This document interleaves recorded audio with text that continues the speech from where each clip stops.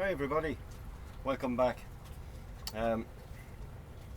Busy day here today. I'm always keeping busy because my parts still haven't come. So today I walked up to the Chandlers here and I bought a new piece of uncovered dyneema. I'm going to use it for the control lines for my ARIES. I also got where the new rubber grommets that go in at the end, and this goes through them. The last lines did nearly 3,000 miles, nautical miles, and they're still there, but they're worn. There's the two new ones I got. They're few lines, so I'll show you where to go. I also got a free T-shirt off the shop Spinnaker.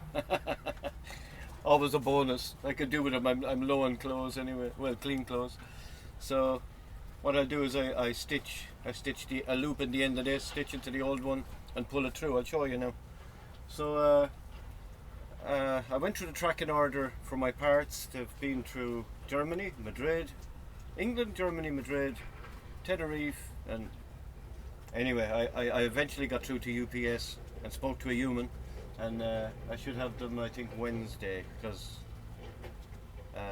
Tuesday is like a bank holiday or something here anyway, so a national holiday. So anyway, I'm keeping busy, and tomorrow I've been invited to go up Mount Teide with my lovely Viking neighbours from Denmark, so that's going to be good. So I'll try capture a bit of that. I'm excited to get away out of the boat. I was going to say the boatyard. It feels like a boatyard because I'm not saying it. The marina for a while and just get a break, and it's going to be lovely to get up there. So I'll show you what I'm doing now.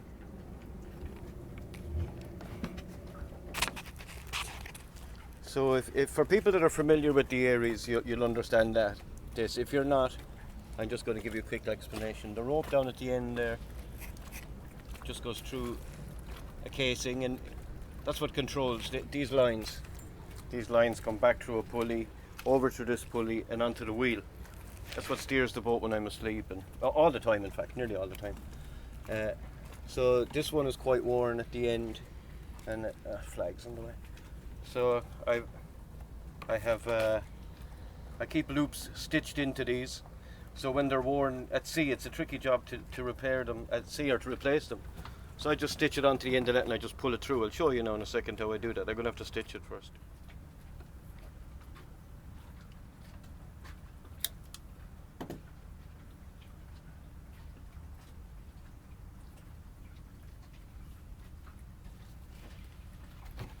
I can cut that again then after they're through. So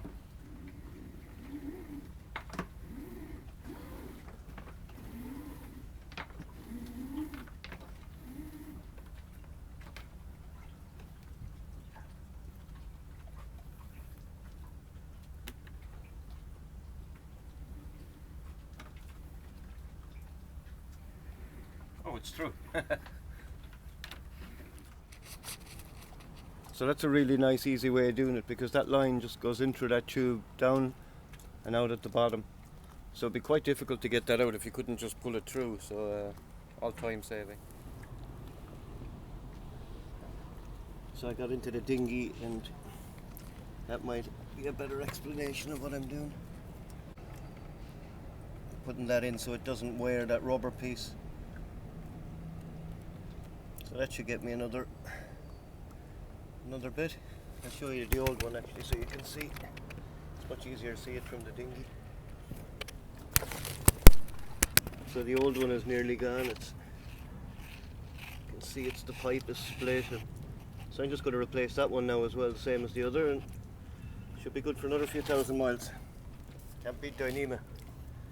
And that's a non-covered dyneema. Some people say they're prone to UV, but I think for the time length it's going to be there. It'll be fine. Vegan mushroom risotto for tonight. I'm too lazy to cook, so that's what's tonight's menu. So finally, good news. I have confirmation that the delivery will be here on Wednesday. Thank God. Hallelujah. So I got up this morning and I got a smell of like an electrical fire or something was overloaded or overheating, and I was like, oh Jesus, what now? And it took me ages to figure out. It was actually the wind had changed to the northwest. Could smell, it was the smell of the volcano. And then it took me a while to figure that out. There was a bit of a panic before I figured that out. But because La Palma is to the west of us, so I suppose the smell was coming over. Then I noticed there was like a fine layer of dust on everything. And I just went down and wiped. I don't know if you can see that from here. All the portholes the same. Just covered in dust. And the deck, if you wipe the deck. Mad, isn't it? Went uptown today and had a snack with a few friends. Nice to have company when you're eating. So my lovely friends and neighbours next door, Paul, Philip and Niels, invited me to come with them up Mount Teide, or Teide. I must look that pronunciation up. But it was a beautiful day and they were great company and so kind to take me with them. We had a great day. The scenery was just magnificent. I'd never seen anything like it. It was, I don't know, it was hard to describe. We couldn't get right to the top, but we got as far as we could go without a permit, which was lovely because it was more private and it was just us there. It was cool. Such magnificent scenery.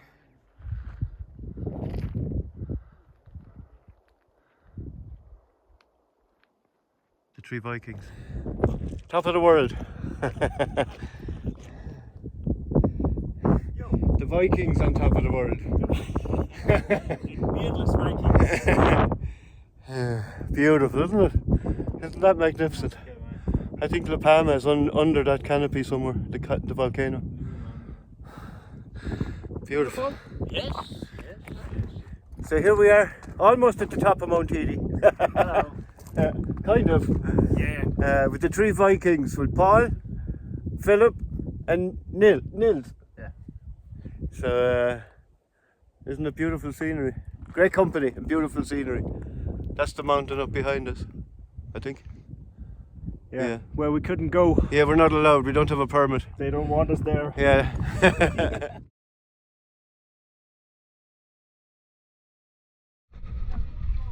So here's some footage I recorded of underneath. I was happy to see that everything was perfect. I forgot to put that up in last week's video. I half expected the way things were going. I half expected to see like a Jaws movie where there was a bite gone out of the rudder, but it's all good. Even the anodes are good and the anti-foul is good.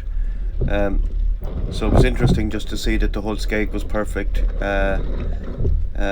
The shoe at the end of the skeg is perfect. Everything is perfect. I knew it was because there's full movement and no play whatsoever in the rudder stock or in the bearings there or anything.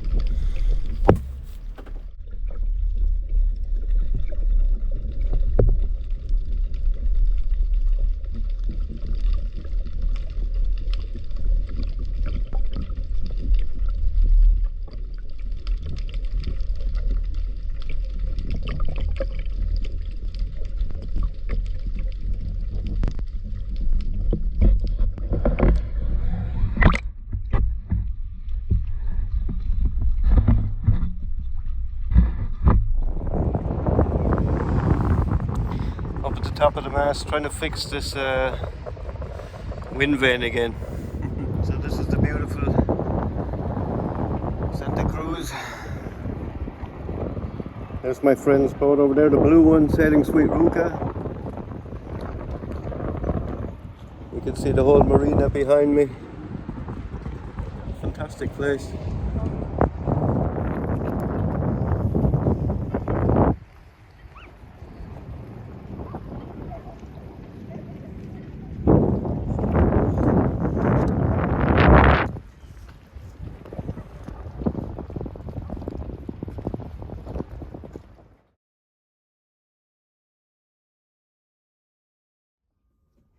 Well, to celebrate, I had a couple of meringues left and I said, I made an Irish stew today. I was feeling, I don't know what, but anyway.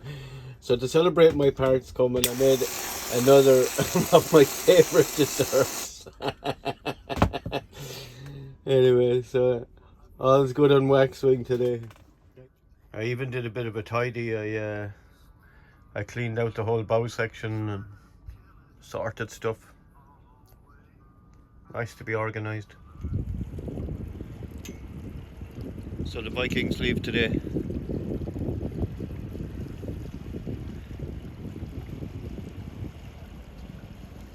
See you, lads.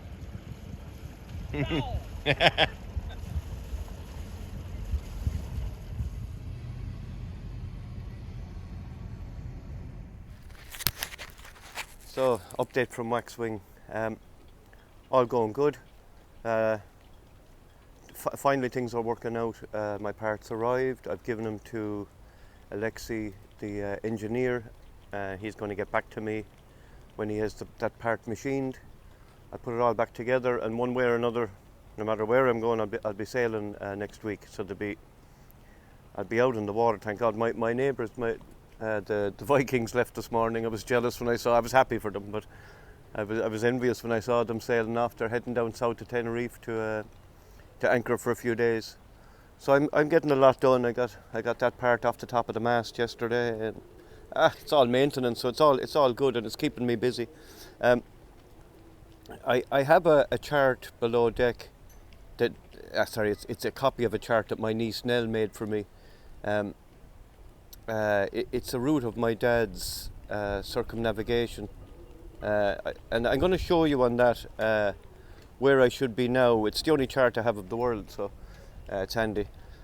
Where I should be now, where I need to be at certain times of the year, and the dilemma that I'm facing now, which is have I time to continue? So I'm going to go down now and show you that. So Waxwing's looking great with all the TLC she's getting. I washed all the volcanic dust off her yesterday, service and everything, which is good. So she'll be like a new pin by the time we leave here. So this chart I have that my niece Nell made for me is a copy of my dad's old chart that she got laminated, and I use it as a desktop on the chart table. But it's a lovely visual reference to see where he was at different times of the year. And he had 3 attempts at sailing around the world. The first one, he lost his boat off Cape Town. She was a 26-foot Swedish folk boat. She sank there. He got picked up by a tanker. Well, she was sinking as he left her. The second attempt, he ended up in Brazil. And the third attempt, he made it. He had mass damage here. And anyway, you can see his route. 3 weeks, 3 days. 3 years and 3 weeks. Sorry. So, as I was saying, the only chart I have is a copy of my dad's old chart that my niece Nell made for me. I put it on the wall here behind me. I feel like a teacher now. But and I used to love looking at it to see where my dad was at different times of the year. For anyone that didn't know, my dad was Pat Lawless Senior.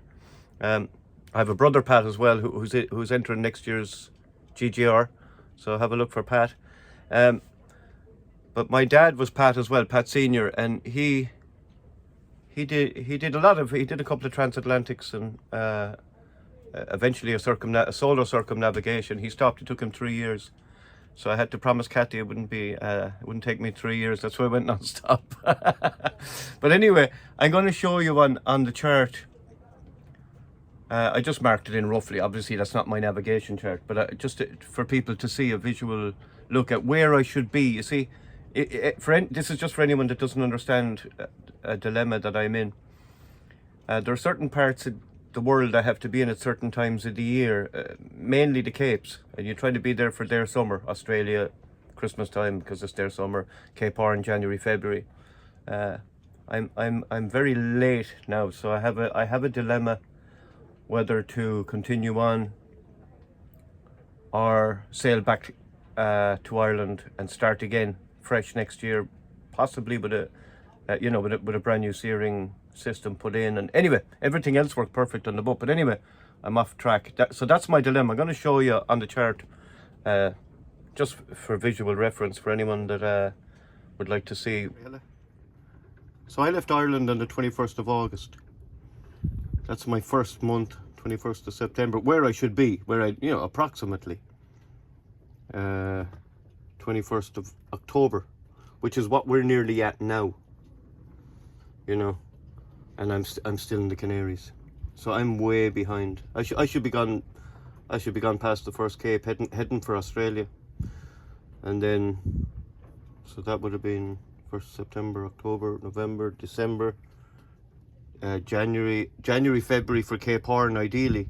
Now it would be looking like I'd be April there, which would be, I think I'd be under an awful lot of pressure.